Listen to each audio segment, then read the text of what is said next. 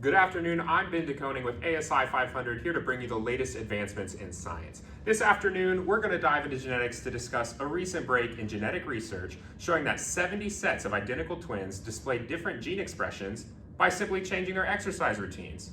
For more, here's Jimmy. Come on, Can we take a break? this should be easy. I can do it, and we're twins. Thanks, Ben. So I'm here with Lauren and Reagan from Kansas. As you can see, they are identical twins.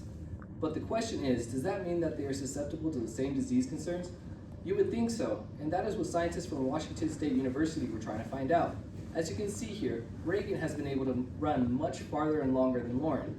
As a result, they have found that Reagan, the more active twin, has different epigenetic markers that have allowed her to have a greater health benefits such as reduced risk to diabetes, stroke, and heart problems. This could help us understand why identical twins develop different diseases as they age. So the real question is, how do epigenetics work? Gene expression makes you who you are. As you can see with this chromosome, there are many different genes on it that code for different traits.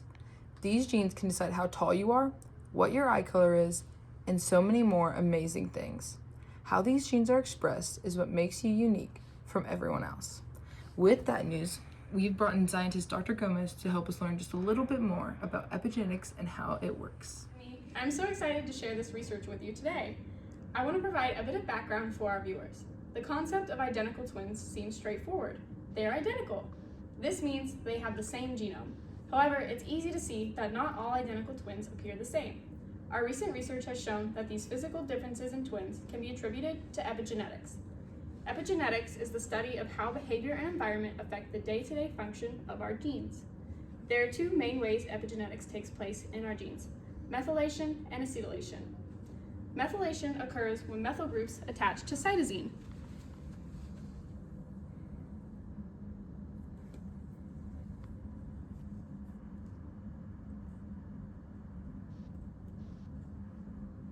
With these methyl groups, the transcription factors are unable to bind the DNA. And therefore, DNA transcription is inhibited. This also works in the reverse direction.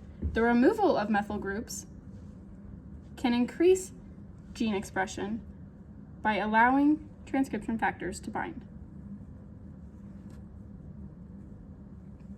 Overall, this shows that the activity of our DNA can be changed without altering the sequence.